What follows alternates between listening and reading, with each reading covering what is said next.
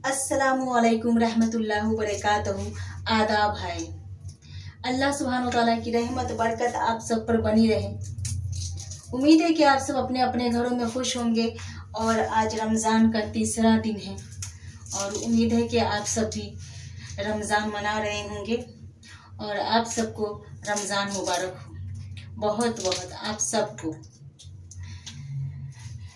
सब के ऊपर रमज़ान की बरकत हो, सबके ऊपर, चाहे कोई भी हो। आप सबको पता है कि सीए लागू हो गया है, तो इसका फ़ायदा उठाते हुए सीमा हैदर, जो कि अब सीमा मीना बनी है, डबल से शादी करी है, शादी का जन्मदिन मनाई है। आप सब देखे होंगे वीडियो में। सीमा कैसी बदतमीज औरत हो तुम, शादी करी हो इसके लिए नहीं मैं बोल रही हूँ बदतमीज हो, कितनी बेशरम हो, कितनी बेगैरत हो। मैं अभी तक तुम्हें बेगैरत और बेशरम नहीं बोली थी, अब मैं बोल रही हूँ सीमा हैदर से सीमा मीना हो, कितनी बेगैरत हो, बेशरम।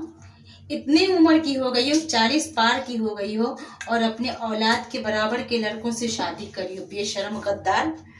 और शर्म नहीं आई तुम्हें अपने बच्चों के सामने में इस तरह से पैगाम देती हो? दुनिया को क्या पैगाम दे रही हो तुम कोई भी मजहब, एक इंसानियत तो होता है ना, कोई भी मजहब में हो, तुम इंसान हो नहीं हो क्या? भूल गई हो क्या तुम? बेगैरत। पहले शौहर के बारे में बोलती हो कि मैं उसको भूल गई, मैं नहीं जानती हूँ। बेगैरत, बेशरम, अल्लाह की लानत हो तुम्हें। मैं तुम्हें बताती हूँ, तुम क्या कहती हो कि मैं भूल गई हूँ। मैं बताती हूँ, तुम हैदर को भूल गई हो, लेकिन पाकिस्तानी अल्फाज कहाँ भूली हो तुम? माजी क्यों बोली हो तुम? तुमको अतीत बोलना चाहिए ना। तुम माजी क्यों बोली हो कि मैं माजी को भूल गई हूँ? और माजी को भूल गई हूँ, मुझे माजी याद नहीं करना है। माजी याद है तुम्हें और हैदर याद नहीं है तुम्हें। बेगैरत, बेशरम। और मुस्तकबिल याद है तुम्हें कि मुस्तकबिल में क्या करना है मुझे, वो याद है तुम्हें, लेकिन हैदर को भूल रही हो। वहां के अल्फाज याद है, बेगैरत, बेशरम।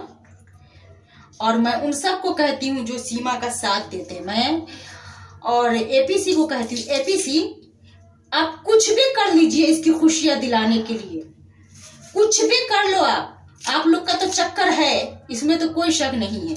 और इस चक्कर को आप अपने इस चक्कर का सबूत मिटाने के लिए आप गलतियों पे गलतियां करते जाएंगे। मुझे खबर है आपको। आप इतने अच्छे वकील थे, आपको चाहिए था कि सच्चाई से काम ले। गलती हो गई, क्योंकि इस तरह की औरत आपकी जिंदगी बर्बाद कर देगी। एपीसी मैं आपसे ये कह रही हूँ, आप लोग एक औरत की मोहब्बत में आप लोग नजरअंदाज क्यों कर दिए? क्यों नजरअंदाज कर दिए? और क्यों सोच लिए कि ये औरत वाकई में मोहब्बत के लिए आई है? ये तो आप भी जानते हो कि ये मोहब्बत के लिए नहीं आई है। और जो लोग जानते हैं, हर कोई जानते हैं कि मोहब्बत के लिए नहीं आई है। सबको ये लगता है ये हिंदुस्तान समझ करके आई है, कि ये हिंदुस्तान में है। मैं बताऊं, ये हिंदुस्तान समझ करके भी नहीं आई होगी। आप तहकीकात करो अच्छे से, आप अच्छे से तहकीकात करो कि आप किस लिए आई हैं। आपको गारंटी देती हूँ, मुझे लगता है, मुझे गारंटी के साथ कहती हूँ किसी और मकसद से आई थी, लेकिन ये नहीं आई है ना मोहब्बत के लिए, ना यह इंडिया में रहने के लिए आई थी। ये किसी और मकसद की वजह से आई थी, किसी और वजह से आई थी। लेकिन आप लोगों ने इसको इतना महत्व दे दिए, इतना इज्जत दे दिए कि ये ना हिंदुस्तान की बहू बनने के लिए बहू बन गई। कोई नहीं, मुझे कोई परेशानी नहीं है, क्योंकि वो इस लायक थी ही कि वो सचिन की बन जाए, वो इस लायक थी ही कि वो काफिर बन जाए, वो इसी लायक थी। लेकिन किसी दूसरे के बच्चे को इस्तेमाल करना अपने फायदे के लिए, ये कहीं कभी इंसाफ नहीं है, कहीं का इंसाफ नहीं है। और उसके बच्चे को मैं कहती हूँ कि उसके बच्चे को तो बेशरम, बेगैरत सीमा, अगर तुझे जरा भी बच्चों की हमदर्दी है, जरा भी हमदर्दी है, बेशरम बेगैरत, अगर बच्चों की हमदर्दी है, बच्चों से मोहब्बत है, तो उसके बाप को दे दो। मैं तुम्हें गारंटी देती हूँ सीमा, तुम घिसी हुई चप्पल जो होती है ना, मजदूरों की घिसी हुई चप्पल, उससे भी बुरी तुम्हारी हालत होगी। और हो सकता है तुम्हारे बच्चों का बुरा हो जाए, वक्त ले आएगा, मैं गारंटी देती हूँ। और लिखवा लो मुझसे सीमा हैदर, क्योंकि तुम तो अभी बनी नहीं हो सीमा मीना। लाख तुम शादी कर लिए, तुमको नागरिकता मिलता है या नहीं मिलता ये वक्त बताएगा। मुझे अपने भारत के गवर्नमेंट से ये उम्मीद नहीं है कि तुम्हें नागरिकता मिले, मुझे उम्मीद है कि तुम्हें यहाँ से फेंक निकालेंगे। आज भी मैं कह रही हूँ और पहले भी मैं कह रही हूँ, तुम जितना उछल रही हो उछल लो। अगर तुम्हें नागरिकता मिल गया, यहाँ रहने का जगह मिल गया, तुम यहाँ रहोगी। अभी तुम यहाँ काफी दिन रहोगी, लेकिन बिना नागरिकता के रहोगी। ये मैं लिख करके देती हूँ। अभी तुम्हें नागरिकता इतनी जल्दी इतनी आसानी से नहीं मिलेगा। नागरिकता मिलते मिलते तुम बुढ़ी हो जाओगी। जब तुम बुढ़ी हो जाओगी, जब तुम्हारे पूरी तरह से बुढ़ी हो जाओगी, 80 साल की हो जाओगी, जब तुम्हें नागरिकता मिलेगा। हो सकता है हमारी गवर्नमेंट इतनी बेवकूफ नहीं है कि तुम्हें नागरिकता मिल जाएगा। हमारी गवर्नमेंट इतनी बेवकूफ नहीं है कि तुम्हें मोहब्बत का समझ करके कि ये मोहब्बत की वजह से आई है, इतनी बेवकूफ नहीं है। और हमारी गवर्नमेंट इतनी बेवकूफ नहीं है यहाँ की कि तुम्हें ये सोचे कि ये यूं ही हिंदुस्तान में रहने आई है। हमारी गवर्नमेंट तहकीकात करेगी और पता लगाएगी कि तुम किस वजह से आई हो। तुम्हें तो पेड़ देंगे। तुम हिंदुस्तान में आई हो, हिंदुस्तान में रहोगी और तुम्हें हिंदुस्तान में रह करके पेड़ देंगे और घिसी हुई चप्पल बन जाओगी तुम। याद रख लेना मेरा। और तुम अपने बच्चे की जिंदगी बर्बाद कर रही हो। तुम्हें तो हिंदुस्तान में घिसी हुई चप्पल बना ही देंगे, लेकिन अपने बच्चों की जिंदगी के बारे में सोचो।